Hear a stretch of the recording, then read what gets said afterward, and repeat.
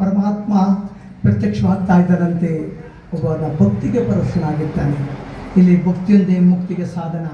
ಯಾರ ಭಕ್ತಿಯಿಂದ ಪರಮಾತ್ಮನ ಸೇವೆಯನ್ನು ಮಾಡ್ತಾರೋ ಅಂಥವ್ರಿಗೆ ಅನುಗ್ರಹ ಸಮಾಪ್ತಿ.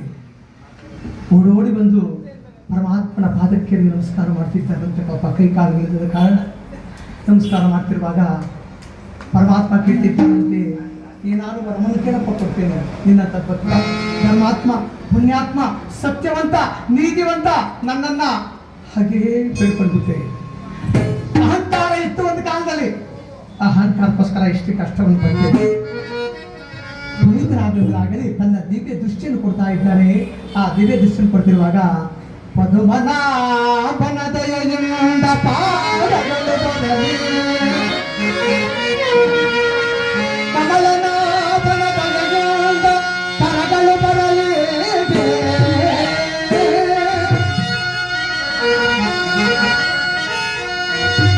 ಪದ್ಮನಾಭನ ದಯೆಯಿಂದ ಪಾದಗಳು ಬಂದಿದೆ, ಕಮಲನಾಭನ ದಯೆಯಿಂದ ಕರಗಳು ಬಂದಿದೆ, ರಾಜ ಉಡುಪುಗಳು ಬಂದಿದೆ. ಇಂದಿಗಿಂತಲೂ ಸುಂದರವಾಗಿ ಕಾಣುತ್ತದೆ. ಪರಮಾತ್ಮನಿಗೆ ಆನಂದ ಮಾಡಿಕೊಂಡು ಹೇಳ್ತಾ ಇದ್ದಾರಂತೆ, ಸಪ್ತ ಸಾಗರಗಳು ಬಂದರು, ಸಪ್ತ ನದಿಗಳಲ್ಲಿ ಬಂದರು, ಸಮಾನರುಂಟೆ ದೇವಾ ಶನಿದೇವಾ ದೇವಾ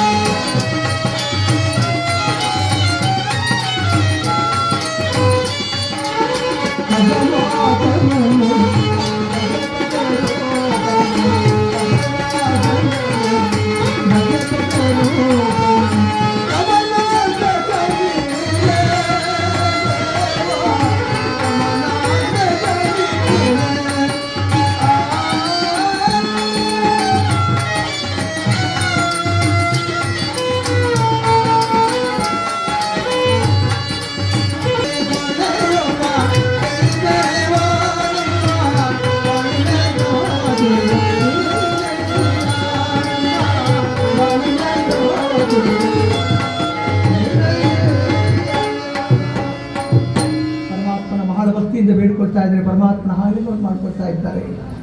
ಭಕ್ತ ಮತ್ತು ಭಗವಂತ ಒಂದಾಗಿರುವಾಗ ವಿಕ್ರಮ ಏನಾದರೂ ವರವನ್ನು ಕೇಳಪ್ಪ ಕೊಡ್ತೀನಿ.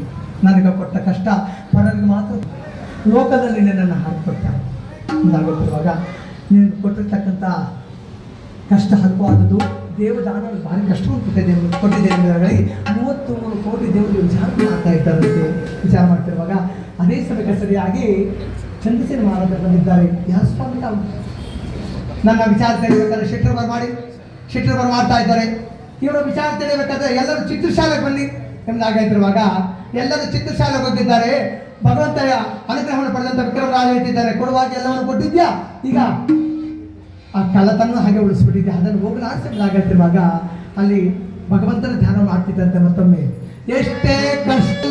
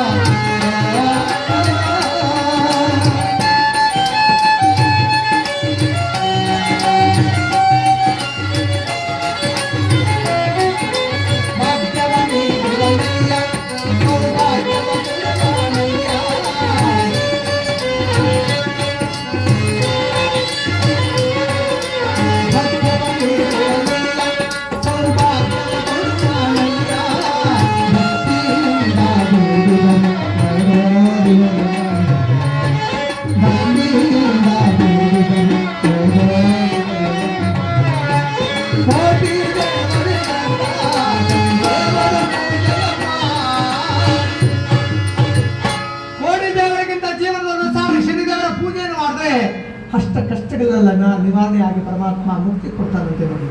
ಅಂತ ಮುಕ್ತಿಯನ್ನ ವಿಕ್ರಮರಾಜರು ಹೊಂದುತ್ತಾ ಇದ್ದಾರೆ. ನೀವು ಸಹ ಮುಕ್ತಿಯನ್ನು ಬಂದರೆ ನಾವು ಸಹ ಬೇಡ್ಕೊಳ್ತಾ ಇದ್ದೇವೆ. ಗೋಡೆಯ ಮೇಲಿರ್ತಕ್ಕಂಥ ಹಂಸ ಪಕ್ಷಿ ಜೀವ ಕೊಡ್ತಾ ಇದ್ದಾರೆ ಪರಮಾತ್ಮ.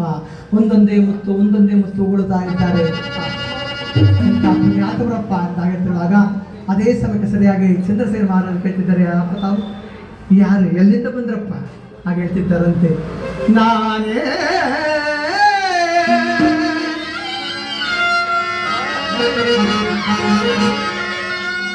ಉಜ್ಜಯಿನಿ ಪುರದ ಅರಸ ವಿಕ್ರಮರಾಜ,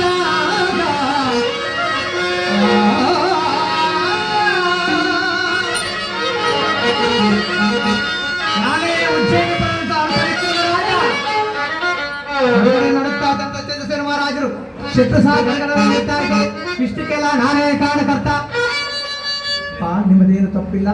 ನಾನು ಪರಮಾತ್ಮನನ್ನ ಒಂದು ಸಾರಿ ಜೆರೆದಿದ್ದೆ, ಅದಕ್ಕೋಸ್ಕರವಾಗಿ ಇಷ್ಟು ಕಷ್ಟವನ್ನು ಅನುಭವಿಸಿದ್ದೇನೆ ಎಂಬುದಾಗಿರುವಾಗ, ಹಾಗಾದ್ರೆ ನನ್ನ ಮಗಳನ್ನು ಮದುವೆ ಮಾಡ್ಕೊಂಡು ಎಂಬುದಾಗಿರುವಾಗ ಕಷ್ಟ ಕಾಲದಲ್ಲಿ ಆಗಿರ್ತಕ್ಕಂಥ ಶ್ರೀರಾಮಣ್ಣ ಲಕ್ಷ್ಮೀ ದೇವಿಯನ್ನ ಮಂಗಳವಾದ್ಯ ಸಮೇತವಾಗಿ ಬರಮಾಡ್ತಾ ಇದ್ದಾರಂತೆ.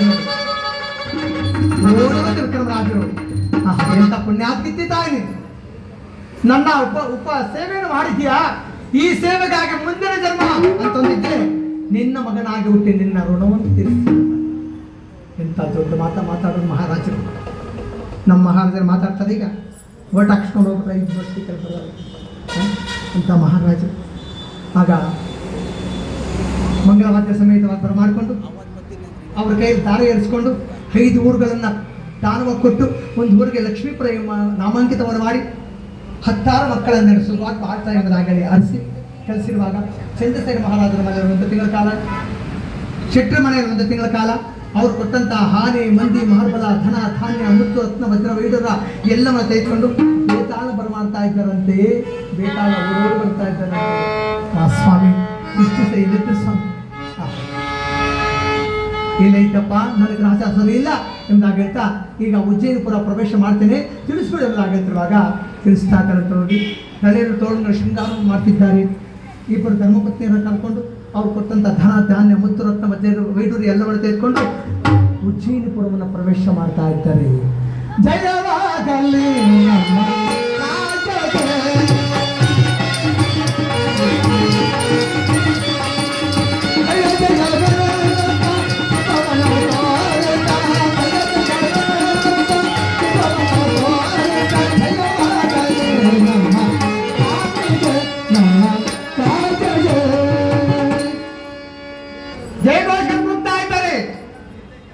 ಹೆಂಡತಿಯಾದ ಮಹಾತಾಯಿ ಪ್ರಭಾವತಿ ದೇವಿ ಊರೋಡು ಬರ್ತಾ ಇದ್ದಾಳೆ.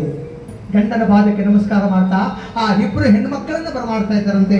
ನನ್ನ ಮಾಂಗೆಲ್ಲ ಮುನ್ನಿಸ್ತಂತ ಮಹಾನ್ ಪತಿರತ್ನ ಬಂದಿರ್ತಾರೆ ಎಂದಾಗಿ ಹೇಳಿ ಅರಮನೆಗೆ ಕರೆದುಕೊಂಡು ಹೋಗಿ ಶುಭಮುಹೂರ್ತದ ಪಟ್ಟಾಭಿಷೇಕವನ್ನು ಮಾಡಿಕೊಂಡು